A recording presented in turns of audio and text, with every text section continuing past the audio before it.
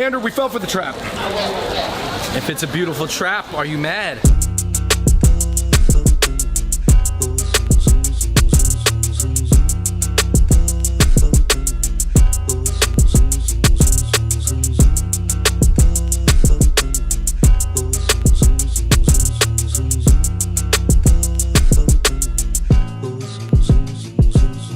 Welcome to another Shanghai episode of Fung Bros Food. Woo! So, you guys, there's no more street food in Shanghai. They took it away. But one of the byproducts of that is that there are some very high quality, good food courts. So what we are going to right now is the most diverse, high quality, and super budget food court in all of Shanghai. It is the Riao Food Court on Nanjing Lu. One thing I really like about this food court is it's super diverse and it's very symbolic of Shanghai. It has French food, it has Japanese food, it has Shanghainese food. It is unlikely that food courts in other cities of China would have this international diversity. Shanghai Food Court, let's go.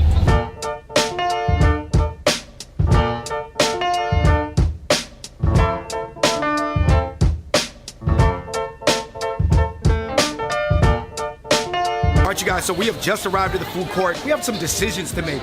We're not gonna be able to go everywhere. It's crazy right now. You know what's popping right now? And we eat this at 626 sometimes, is malatang. It's a hot pot thing where you get to choose your ingredients, choose your own adventure, and then they throw it in a pot. Alright, to me, in terms of what I have not seen at the ones in, you know, America, the purple thing. They have a lot of fish cakes here. Their selection of fish balls are off the charts. We just gotta get a shot of the sausages, that's it. They are reliving, David, those old Reynolds Wraps commercials where they were like, oh, you can cook anything in Reynolds Wrap. This is a foil commercial right here. This is actually fascinating to me because obviously in America you wouldn't be allowed to do this. You see, this dish itself is kind of like some version of a seafood boil malatang type thing. I mean, it's not too different than the other ones, but just the format with the foil, mind blown. In case you guys didn't know, Chinese people love anything considered hot pot. Actually, these are dry hot pots. Basically, imagine hot pot with the soup removed and replaced with oil. Alright, you guys, I just received my Shanghai local classics. I'm super excited to try this. Let's go. Yo, man, David. You know, it's only right that in Shanghai, we open up with some Shanghainese classics. We're gonna eat the xiaolongbao. A authentic Shanghainese xiaolongbao has a tiny bit of juice in it, but not that much. Yeah. You can actually see the meat through the skin. Some ones that are almost like mantos too. Xiaolongbao, aka xiaolongbao. Nothing different. This pork and shrimp one, I'll take a bite for you guys to see. Almost tastes more like a xiaomai.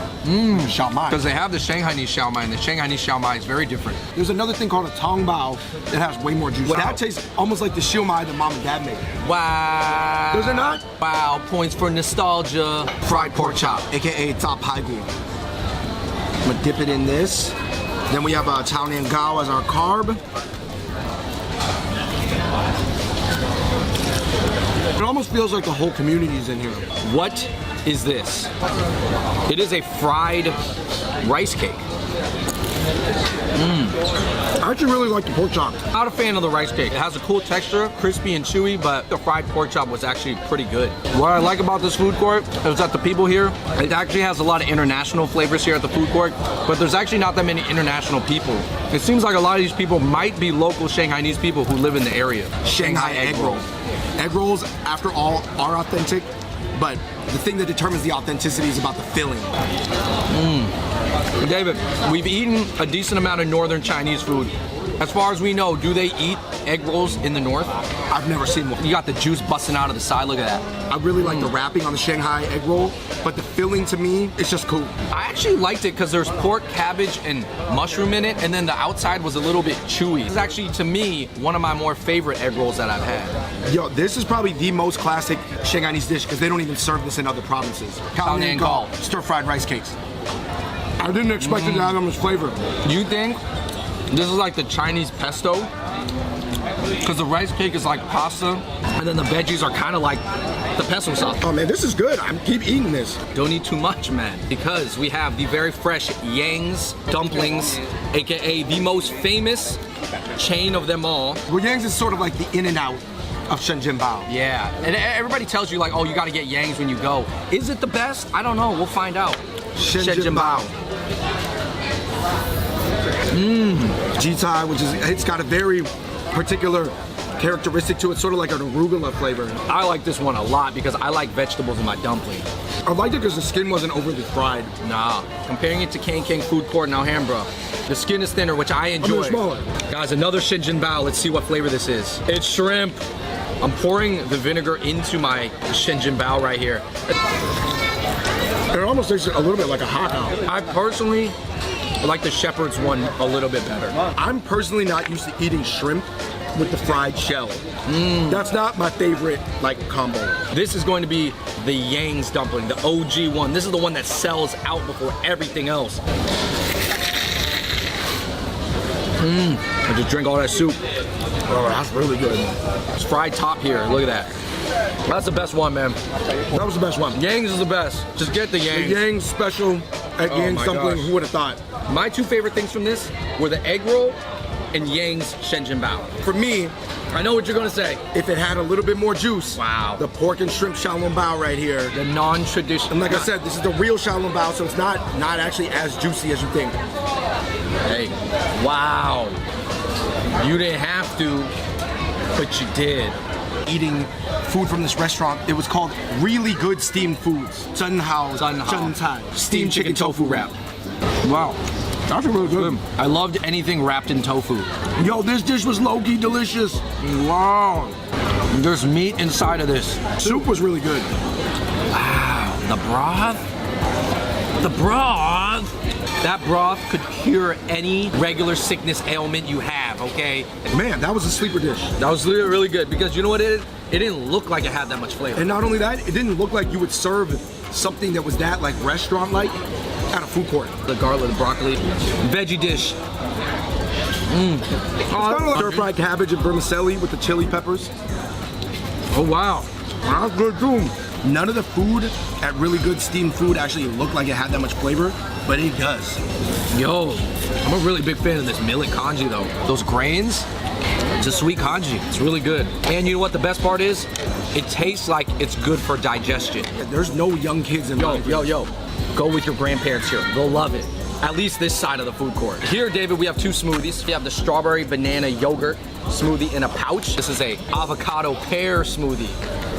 Oh, that's really good. Wow. That's not too sweet. This caught me off guard. Wow. This was actually really good. And I don't know if you agree with me. This food is way better than King. The King is not the top level, okay? These were $3 each. At King, they're $1.75 each. Obviously, you're in a mall too. So 6 xiaolong baos was about $4.25, which is still cheaper than America. The Shinjin Bao, less than $3 for 6. So it's about 50 cents per piece. Pretty fair price. The metal skewer is different. Yang Rou Chuan, originally from influences from the Middle East, it has sort of worked its way almost into the Chinese food encyclopedia in terms of modern food culture. Yeah. This is actually a really high quality one, man. They're not gonna let you open up in the mall if you ain't bringing the quality of it. As we wrap up, these are actually all the spots that we're gonna try in the old Shanghai section. These are foods that have existed for hundreds of years.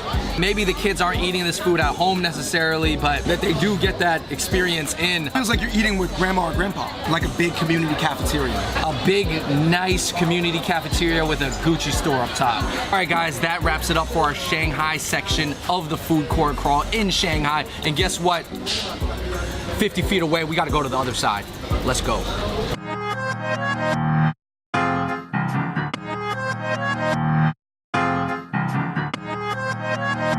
We have arrived The new school section. to the new section. Would you say that it's foods that have been invented in the past 20 years? Not all of them, but a lot of them. They're gonna take new formats. Like obviously Chinese people have been eating buns, but some of these buns, actually Andrew, I've never even seen before. Salted egg yolk and pork flake. Never heard of it.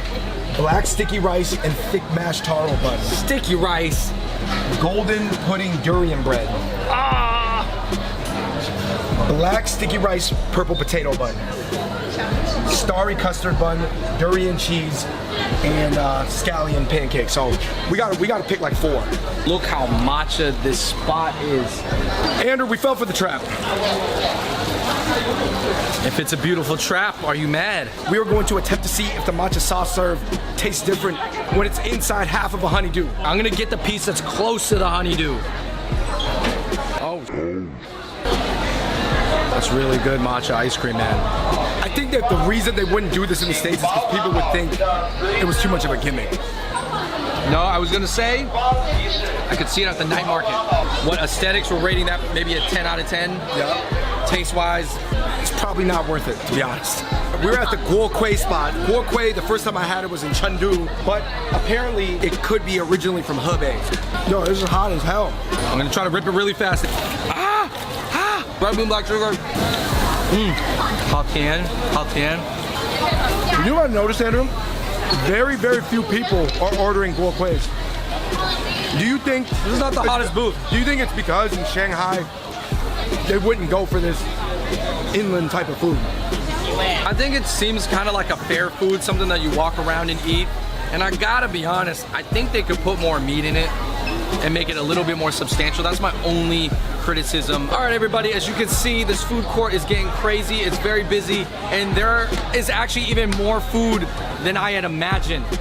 Man, some of the lines for some stuff, we weren't even gonna be able to get to it. I think it's fitting to finish at the Japanese section because if they do one international cuisine very well in Shanghai, it's actually Japanese food. Yes, Japanese food is really, really good out here. And this sushi bar looks amazing.